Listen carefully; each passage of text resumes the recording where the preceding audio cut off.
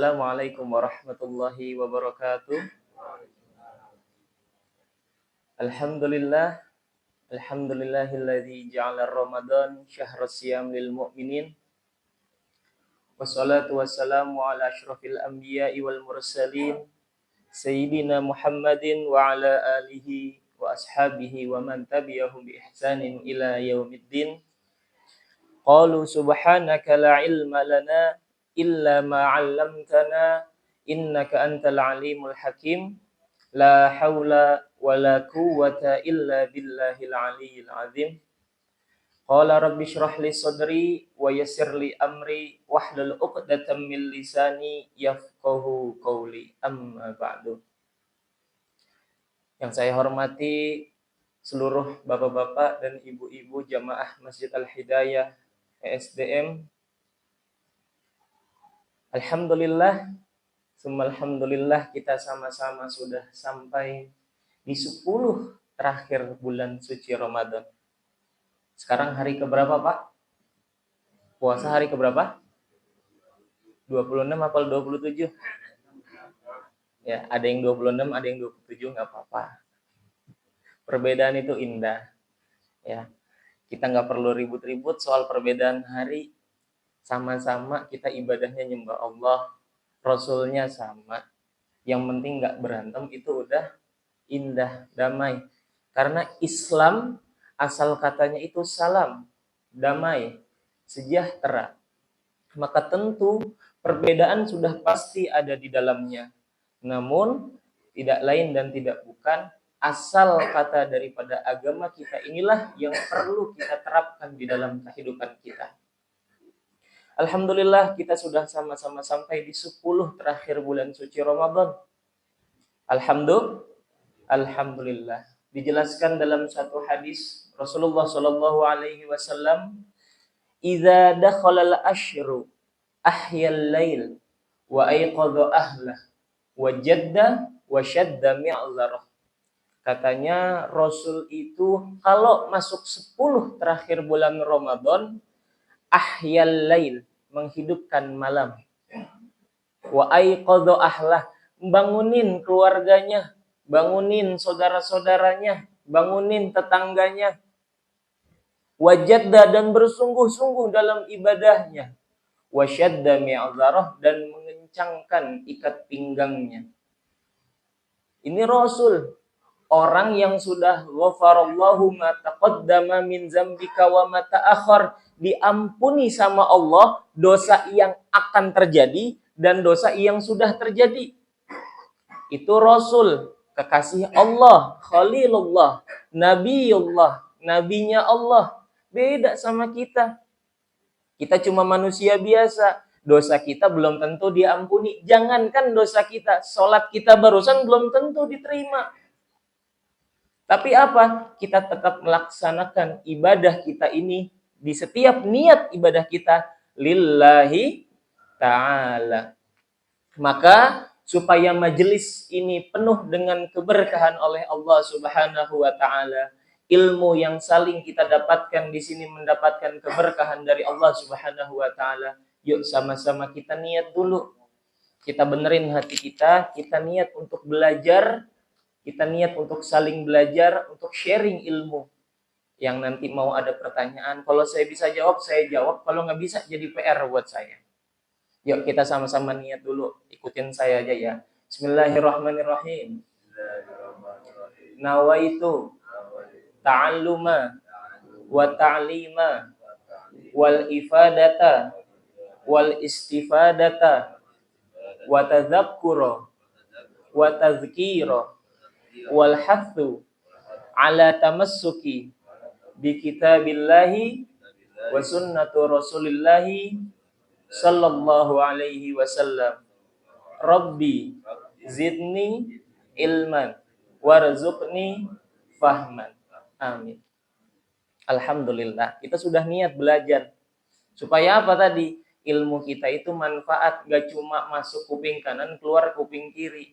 Ilmunya bisa kita amalkan. Karena sebaik-baiknya ilmu yang kita dapatkan, walaupun hanya sedikit, itu adalah ilmu yang bermanfaat. Alhamdulillah. Mari sama-sama kita bersyukur kepada Allah Subhanahu wa taala atas nikmat dan karunia-Nya. Kita bersyukur dulu atas Allah, atas apa? Nikmat paling besar, nikmat Islam dan nikmat iman. Kita doa sama Allah. Kita minta dikuatkan iman Islam kita. Karena di akhir zaman ini, di situasi dunia lagi main perang-perangan nih. Ya Allah Pak, kalau ngomongin perang, saya itu kuliah di Suriah Pak, di Damaskus. Itu tempatnya perang. Tempatnya perang sampingan sama Palestina. Palestina, Suriah, Yordan, Lebanon. Terus samping-sampingan kita, sampingnya lagi Iran. Kalau ngomongin jedar-jeder, setengah kilo dari rumah saya yang di sana itu kedengeran. Tembak-tembakan setiap hari ada. Jadi makanya saya itu selalu, setiap saya misalnya kisi kajian, selalu bilang, yuk bersyukur. Tinggal di Indonesia itu enak. Kita nggak dengar suara jedar-jeder. Kita nggak dengar suara tembakan, peluru di mana-mana. Suasana mencekam, mau keluar, mau masuk ke pasar aja ada tentara di mana-mana. Kita di sini enak. Yang ada tukang bakso di pinggir jalan, tukang mie ayam, enak. Kalau lapar tinggal beli, tinggal panggil.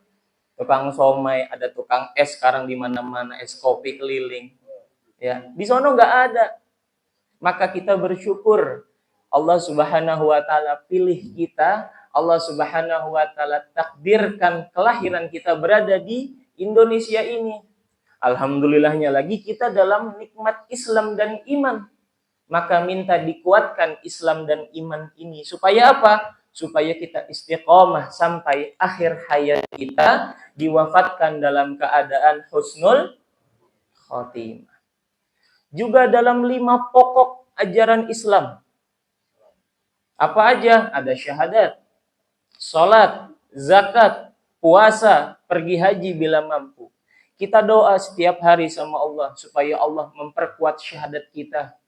Karena tadi di zaman sekarang banyak orang pengen harta, pengen kedudukan, pengen jabatan, atau pengen dunia lainnya, akhirnya datang ke tempat-tempat yang dimurkai oleh Allah sampai-sampai mengarah kepada kemusyrikan. Kan bertentangan sama syahadat kita. Maka kita minta dikuatkan syahadatnya. Begitu pula sholat. Dari seluruh menu sholat yang ada, selain sholat fardu, ada sholat-sholat sunnah banyak lainnya yang diajarkan oleh Rasulullah Shallallahu Alaihi Wasallam. Kira-kira selama hidup, seluruh sholat sunnah ini sudah kita lakukan apa belum? Padahal kita sama-sama tahu, as-sholatu imaduddin. Faman aqamaha faqad aqamaddin. Salat itu tiangnya agama. Barang siapa yang mendirikan salat, maka dia sudah mendirikan agamanya, sudah membela agamanya. Maka tadi juga untuk salat kita minta didoakan, kita minta doa kepada Allah Subhanahu wa taala agar kita kuat menjalani seluruh rangkaian salat. Syukur-syukur 5 waktu ke masjid. Syukur-syukur salat sunnah qobliyah ba'diyah juga. Seperti itu. Kemudian ada zakat. Nah, ngomongin zakat nih. Bentar lagi Idul Fitri. Ada kewajiban bagi seorang muslim yang berkecukupan mampu itu untuk mengeluarkan namanya zakat fitrah dan zakat mal. Kita sebagai seorang muslim yang berkecukupan, sebagai seorang muslim yang dikaruniai oleh Allah Subhanahu wa taala titipan yang banyak, maka sudah sepatutnya bagi kita memiliki mental untuk membayar zakat. Bukan punya mental menerima zakat. Bukan berarti yang menerima salah ya. Saya tidak bilang yang menerima itu salah, tidak. Mereka saudara-saudara kita yang perlu dibantu. Tapi masalahnya kadang banyak orang yang dititipkan oleh Allah kelebihan yang banyak, enggan bayar zakat. Padahal dulu kalau ngomongin di zaman Rasulullah Shallallahu Alaihi Wasallam dan para sahabatnya, itu ada satu lembaga namanya Baitul Mal. Baitul Mal itu rumah zakat atau rumah hartanya orang-orang muslim. Di sana ya bisa bayar zakat, bisa infak, bisa sodako. Nah, turunan zakat ini banyak, ada infak, sodako, dan lain hal sebagainya. Saya mau cerita sedikit dulu. Dulu itu ketika Rasulullah Shallallahu Alaihi Wasallam bilang sama para sahabatnya, yuk kalian bersedekah, keluarkan sedekah terbaik kalian. Sayyidina Umar tuh orangnya nggak mau kalah dari dulu. Beliau anfaqo nisfa malahu, menginfakkan, mensodakohkan setengah daripada hartanya. Ketika ditanya, wahai Umar, apa yang kau tinggalkan untuk keluargamu? Ya Rasulullah, aku meninggalkan setengah hartaku kepada keluargaku, dan setengahnya lagi aku infakkan untuk jalan Allah. Tiba-tiba pas nanya Sayyidina Abu Bakar, Sayyidina Umar kaget. Kata Rasulullah, wahai Abu Bakar, apa yang kau sedekahkan? Anfaqtu kullama lillahi wa lirasulih. Aku sedekahkan seluruh hartaku kepada Allah dan Rasulnya. Lantas apa yang kau tinggalkan kepada keluargamu? Yang kutinggalkan kepada keluargaku adalah Allah sebagai penjaga dan Rasulullah sebagai panutannya. Nah, ini berbanding terbalik dengan kita di zaman sekarang, yang terkadang untuk mengeluarkan harta yang Allah titipkan, kita suka berat hati. Maka zakat ini menjadikan kita sebagai orang muslim, mukmin, muslimat, mukminat yang berkemampuan, yang memiliki kelebihan dalam hartanya untuk wajib membayar zakat. Kemudian puasa. Alhamdulillah kita semua dikuatkan puasanya. Alhamdulillah kita semua dijadikan oleh Allah itu biar bisa merasakan penderitaan saudara-saudara kita. Yang apa? Yang lapar dan yang minum. Bukan cuma di Indonesia saja tadi. Kan saya bilang di negara-negara Jazirah Arab yang masih berperang, itu untuk mendapatkan roti saja susah. Mendapatkan roti susah buat makan. Ini adik-adik nih. Kalau adik-adik misalnya ditanya sekarang, kepengenannya apa? Paling jawabannya mungkin pengen PS5, pengen game yang lain. Tapi kalau anak-anak kecil di Gaza ditanya pengen apa? Mereka jawabannya pengen makan makanan yang layak. Cuma pengen makan makanan lain yang layak, minum minuman yang bersih airnya. Pengen hidup punya listrik 24 jam, mereka nggak punya itu semua. Maka alhamdulillah puasa ini Allah mensyariatkan kepada kita supaya kita juga ikut merasakan apa yang saudara-saudara kita rasakan. Kemudian pergi haji. Pergi haji ini memang agak riskan. Kenapa? Karena memang butuh biaya. Jadi tidak semua orang itu bisa pergi haji. Tapi kita sebagai umat Islam yang yakin kepada Allah dan Rasul-Nya, kita harus yakin bahwa insya Allah kita semua akan tercatat sebagai orang-orang yang dipanggil ke Baitullah, orang-orang yang dipanggil ke Madinatul Munawwarah. Ya, yakin? Alhamdulillah. Pada siang hari ini, insya Allah saya ingin membahas tentang Ramadan itu sebagai CEO-nya para bulan. Kalau misalnya nih ada 12 bulan kan, Allah ciptain 12 bulan dalam 1 tahun. Kita anggap ini semuanya orang biasa semuanya yang sedang berkumpul membangun suatu perusahaan. Pasti mereka semua bakal milih siapa sih yang jadi CEO-nya, siapa sih yang jadi pemimpinnya. Maka Allah Subhanahu wa taala menjadikan bulan Ramadan sebagai sayyidus syuhur, pemimpinnya para bulan, bukan tanpa alasan. Setidaknya akan ada beberapa alasan yang ingin saya sampaikan. Yang pertama, dalam surat Al-Baqarah 185, A'udzubillahi minasyaitonir rajim, Syahrul Ramadan alladzi unzila 'alaihil Qur'an, hudal linnas wa bayyinatin minal huda wal furqan.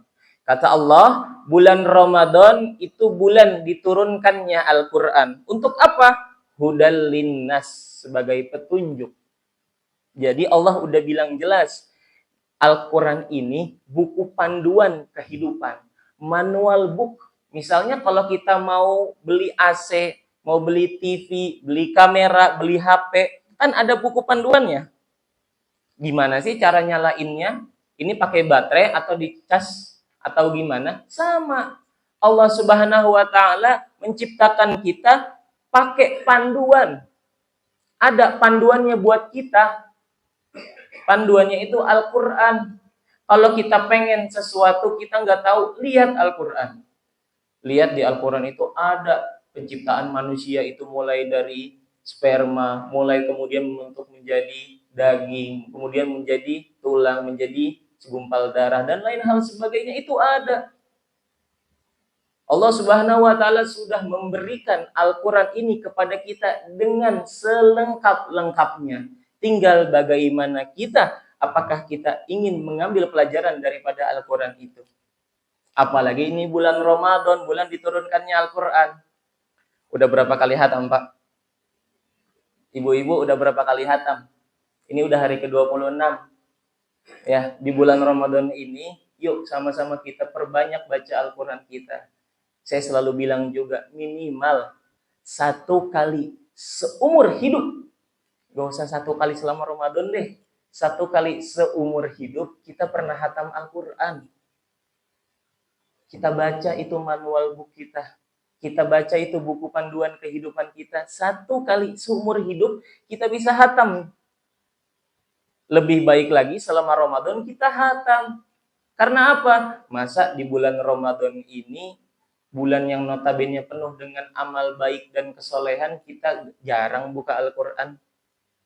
Masa 11 bulan kita udah cari dunia, cuma 1 bulan aja kita nggak bisa nih cari akhirat. Seperti itu. Maka Allah Subhanahu wa taala menjadikan Ramadan sebagai sayyidus syuhur, rajanya para bulan, bukan tanpa alasan. Yang pertama karena tadi Ramadan adalah bulan diturunkannya Al-Qur'an.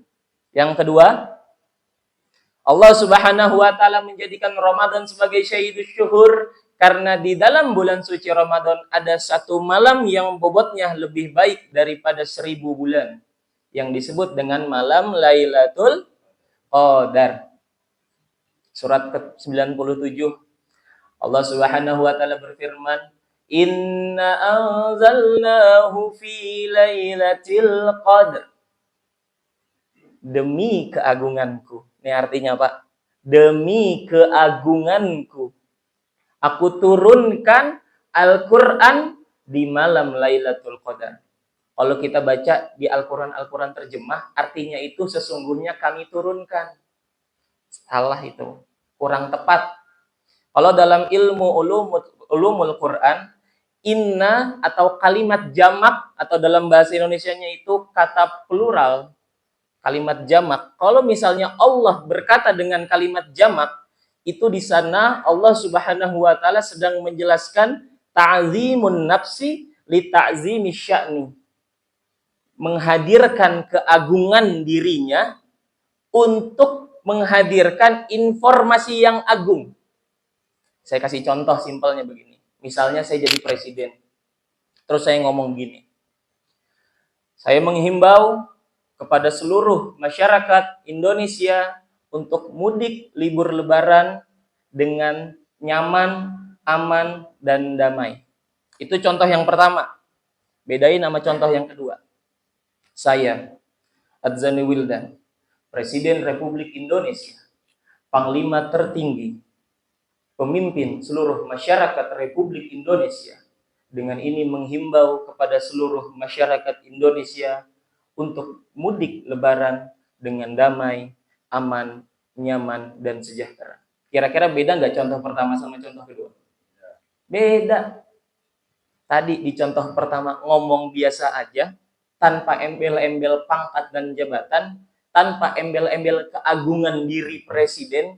Yang kedua, pakai tuh jabatannya, disebutin tuh keagungan atau kelebihan dirinya. Sama Allah di surat Al-Qadar ini lagi mau nunjukin sama kita, demi keagunganku, kata Allah, aku turunkan Al-Quran di malam Lailatul Qadar. Jadi di sini poinnya, pertama Allah menunjukkan keagungannya, yang kedua Allah mau ngabarin yang diturunkan itu juga sesuatu yang agung. Apa tadi? Al-Quran. Juga di malam yang agung. Jadi ada 3 poin nih. Di malam Lailatul Qadar. Lanjut, wa ma adraka ma Lailatul Qadar. Tahu nggak sih apa itu malam Lailatul Qadar? Lailatul Qadari khairum min alfi syahr. Lailatul Qadar itu adalah malam yang lebih baik dari 1000 bulan. Lihat teksnya. Lebih baik dari 1000 bulan. Artinya bukan 1000 bulan. Artinya 1000 bulan itu minimal. Bisa lebih. Tapi nggak bisa kurang. Itu baiknya Allah sama kita. Lihat, tadi saya bilang 11 bulan kita udah nyari dunia. Di 1 bulan, bahkan di 1 malam, Allah turunkan nih malam Lailatul Qadar yang bobotnya lebih dari 1000 bulan. Kalau kita mau jujur dan bercermin sama diri kita, selama umur kita 20, 30, 40, 50, atau 60 tahun sampai tahun ini, kira-kira apakah seluruh umur kita diisi dengan ketaatan? Tentunya enggak. Ada maksiat di sana. Taruhlah 10 tahun terakhir sampai sebelum kita meninggal, kita taubat dengan benar-benarnya taubat. Kalau pakai matematika manusia, misalnya 40 aja deh. 40 dikurang 10, berapa? 30. Masih nggak impas tuh taubat kita. Tapi dengan keagungannya Allah, dengan maha pengasih dan maha penyayangnya Allah, Allah turunkan 1 malam yang mana saat itu kalau kita beribadah, kalau kita menghidupkan malamnya, kalau kita bermunajat, itu sama dengan 83 tahun atau minimal 1000 bulan. Misalnya bapak-bapak, ibu-ibu di sini baca Al-Quran pas malam Lailatul Qadar. Baca misalnya surat Al-Qalam yang depannya itu Nun, atau baca surat Yasin deh, Yasin. Meninggal habis itu, baru baca ayat pertama doang, Yasin. Pas banget malam Lailatul Qadar tuh. Maka seolah-olah bapak dan ibu membaca Yasin selama 1000 bulan.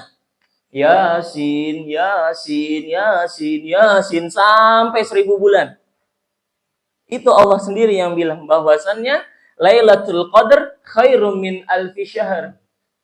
Ada apa sih di malam itu? Tanazzalul malaikatu warruhu fiha biizni rabbihim min kulli amr. Saat itu malaikat turun memenuhi muka bumi ini. Memenuhi bumi dan seisinya. Bersama siapa? Warruh. Ruh itu pemimpinnya malaikat. Malaikat Jibril alaihi salam. Saya kasih analogi sederhana. Saya punya toples, saya isi 2 gundu, 2 kelereng. Saya kocok-kocok dah itu toplesnya. Kira-kira toplesnya berisik nggak? Berisik, karena cuma isinya 2 doang. 3, 4, 5 berisik. Tapi kalau misalnya toplesnya saya penuhin sama kelereng, sama gundu semuanya, sampai padat banget, saya kocok-kocok, bunyi nggak itu? Enggak. Sama. Pada saat itu, pada malam Lailatul Qadar, saking banyaknya malaikat yang turun, bumi ini itu hening. Bumi ini itu damai rasanya. Karena malaikat itu memenuhi muka bumi ini. Jadi misalnya pada malam itu kita sholat tahajud. Malaikat ikut sholat bareng kita. Kita baca Al-Quran, malaikat ikut baca Al-Quran bareng kita. Kita berdoa, malaikat ikut mengaminkan doa kita. Saking damainya malam itu, Allah Subhanahu wa taala menutup firman-Nya dalam surat Al-Qadar. Salamun hiya hatta matla'il fajr. Salam, damai, sejahtera, hening, aman, nyaman, sentosa. Pada malam itu, malam Lailatul Qadar, jika orang mendapatkan malam Lailatul Qadar, maka ia akan merasakan kedamaian. Ia akan mendapatkan ketenangan di dalam hatinya, di dalam jiwanya, yang tidak pernah ia dapatkan selain pada malam-malam atau hari-hari selain itu. Maka yuk sama-sama kita buru malam Lailatul Qadar ini. Di mana adanya? Di 10 malam hari terakhir. Kapan waktunya? Ulama bilang ada di malam-malam ganjil. Sekarang malam ke-26. Jadi masih ada sisa 2 malam lagi nih. 27 atau 29. Kita nggak tahu di malam keberapa Lailatul Qadar itu turun. Namun yang pasti kita harus terus-menerus mengejar atau berusaha untuk mendapatkan malam Lailatul Qadar. Nggak perlu lama-lama. Pada malam-malam ini nih terakhir nih kita bangun sholat tahajud, sholat hajat, sholat taubat, baca Quran sebentar. Setelah itu udah, kalau mau tidur lagi silahkan. Yang penting apa? Ahyal lail, menghidupkan malamnya. Itu adalah dua alasan kenapa Allah Subhanahu wa taala menjadikan Ramadan sebagai sayyidus syuhur. Alasan yang ketiga, dalam hadis Rasulullah Shallallahu alaihi wasallam bersabda, "Lau ta'lamu ummati ma fi Ramadan, latamannau an takuna sanatu kulluha Ramadan." Seandainya umatku tahu apa sih yang ada di Ramadan, latamannau an takuna sanatu kulluha Ramadan, pasti mereka berandai-andai, pasti mereka bakal kepengen kalau 1 tahun penuh itu semuanya Ramadan. Rasulullah itu gelarnya Shodiqul Amin, orang yang berkata jujur dan dapat dipercaya. Kalau Rasul ngomong kayak barusan, nggak mungkin bohong. Terus kenapa sih kok bisa seandainya kita tahu hakikat daripada Ramadan, kita seolah-olah bakal pengen 1 tahun Ramadan itu penuh? Li'annal hasanat fihi mujtami'at, karena di dalam Ramadan kebaikan-kebaikan itu berkumpul.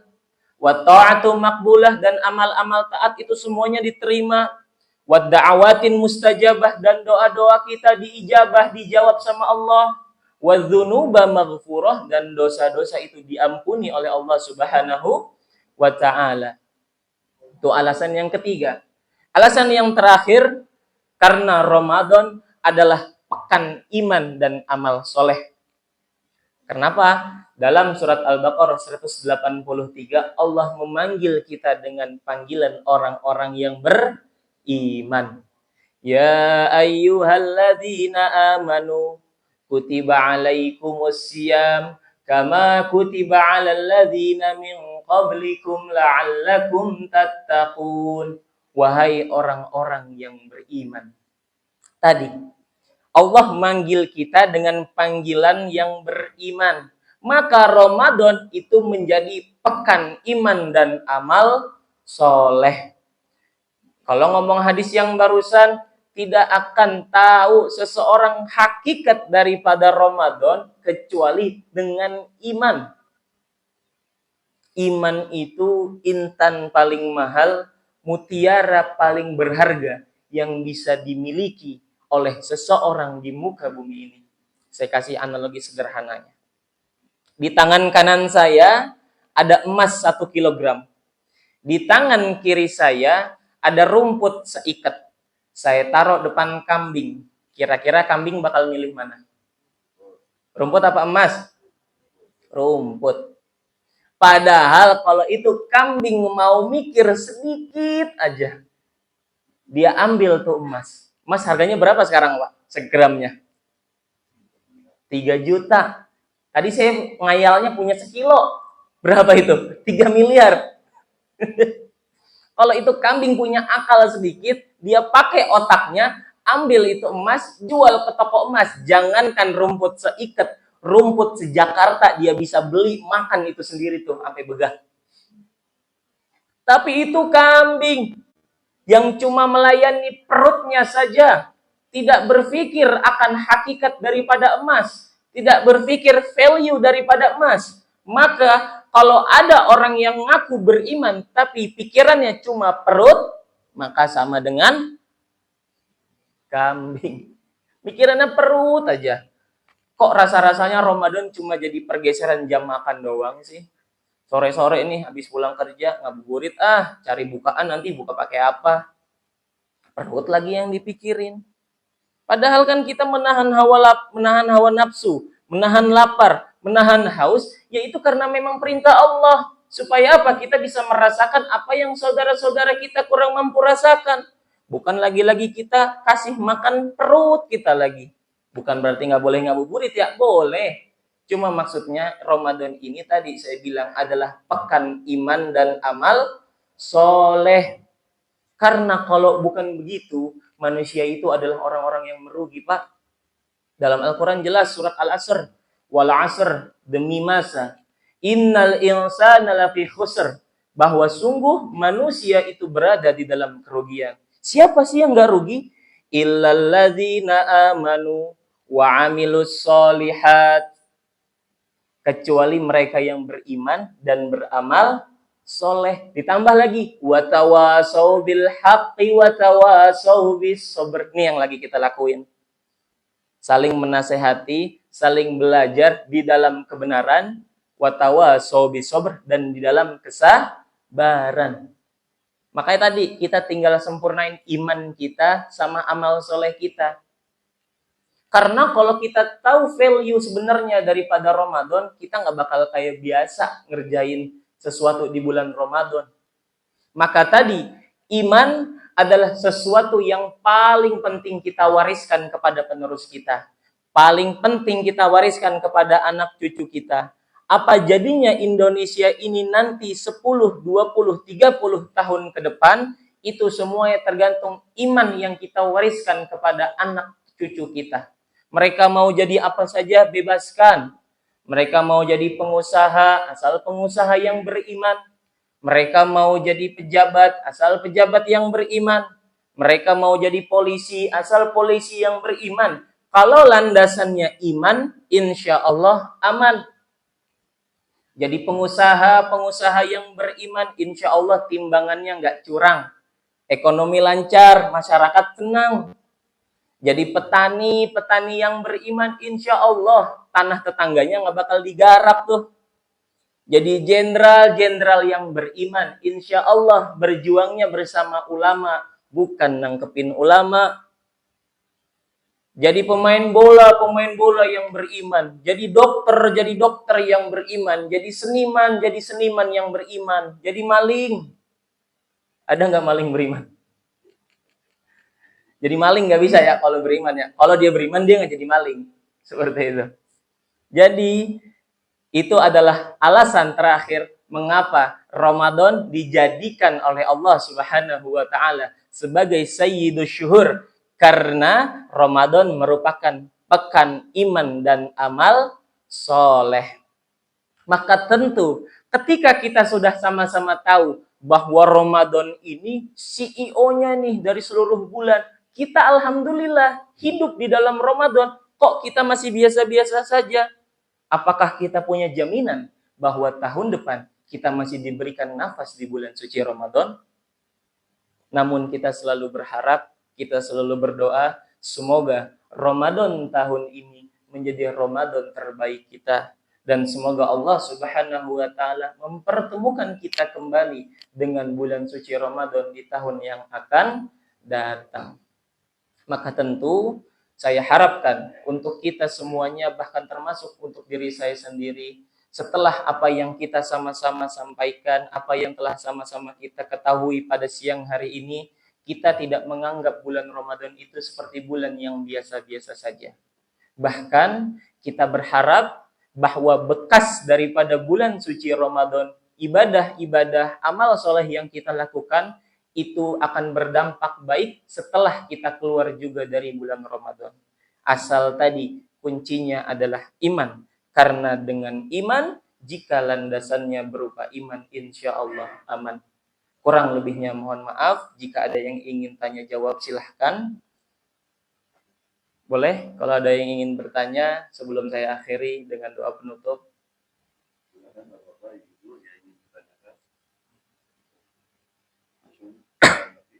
Sudah. Alhamdulillah, Masya Allah. Ini kalau nikmat banget ini kalau kita sharing-sharing, ngaji, belajar, itu nggak ada yang nanya, itu nikmat itu buat Ustaz itu. Karena berarti pada paham semuanya, Alhamdulillah.